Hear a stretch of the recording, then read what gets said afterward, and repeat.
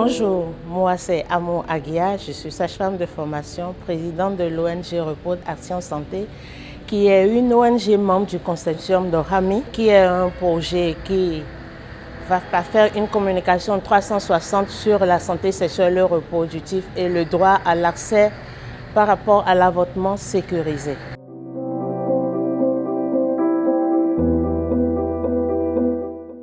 On va d'abord essayer de définir ce que c'est que l'interruption de grossesse. L'interruption de grossesse est l'expulsion ou l'arrêt du processus de gestation du fœtus hors de la cavité utérine avant sa survie. Elle peut se faire à 12 semaines ou à 22 semaines.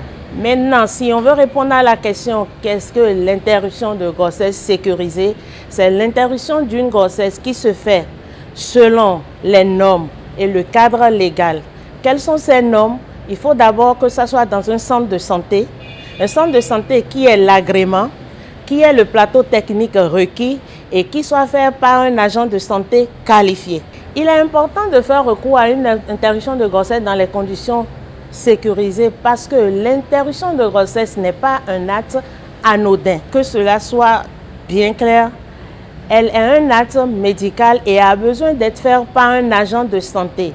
Et c'est parce que nous observons beaucoup de cas de décès que le gouvernement a pris l'engagement de pouvoir mettre des conditions, de pouvoir mettre des règles et de pouvoir encadrer l'avortement parce qu'on a remarqué que pendant longtemps, des personnes qui ne sont pas des personnels de santé ni des agents de santé qualifiés ont donné le service d'avortement.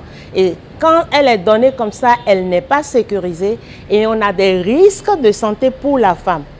On peut y avoir des perforations utérines, on peut avoir des complications qui peuvent aller jusqu'à ce qu'on enlève l'utérus à la femme, ce qu'on appelle généralement une hystérectomie, comme on peut avoir une infection généralisée de l'utérus qui peuvent provoquer d'autres complications chez la femme.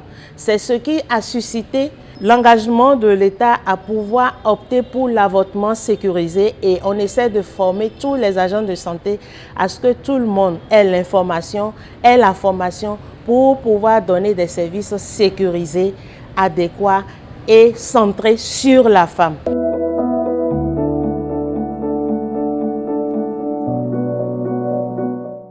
Il est important de recourir à l'interruption volontaire de grossesse dans des conditions sécurisées.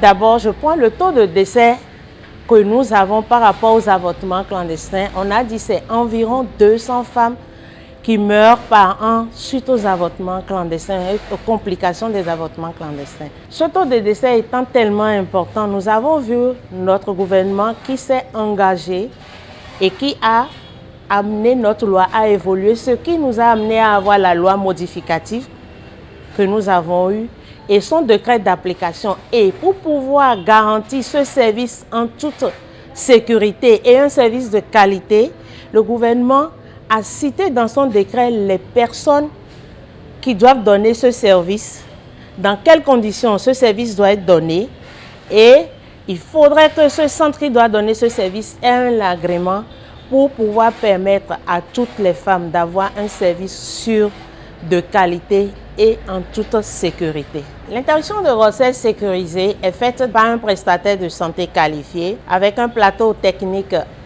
adéquat, respectant les conditions et le processus établi par la loi, et tout ceci par un centre ayant l'agrément. Tandis que l'interruption de grossesse non sécurisée est faite par un non-agent de santé qui n'est pas qualifié dans un centre qui ne respecte pas les conditions requises par la loi ou même dans des endroits qui ne sont même pas des centres de santé et ne garantissant pas les conditions de sécurité et de qualité pour la femme.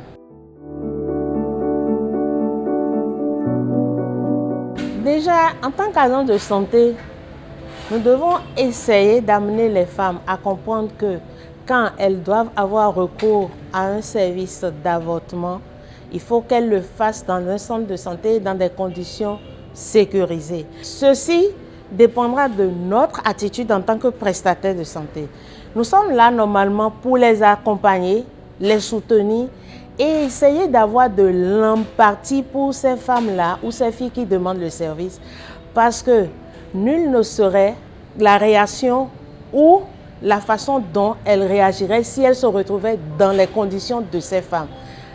Donc, en tant qu'agent de santé, la première des choses que nous devons faire, c'est déjà d'être à l'écoute de ces femmes, de pouvoir les soutenir, de pouvoir les accompagner et de pouvoir avoir de l'empathie et de leur permettre d'avoir ce service en toute sécurité et en toute confidentialité, sans crainte d'être stigmatisée. Et là, c'est un appel que je lance à mes collègues sages-femmes. La femme qui vient demander le service de sécurité, c'est parce qu'elle aussi, elle a vraiment besoin qu'on la soutienne, qu'on lui apporte notre empathie et qu'on lui offre ce service en toute sécurité, sans la stigmatiser.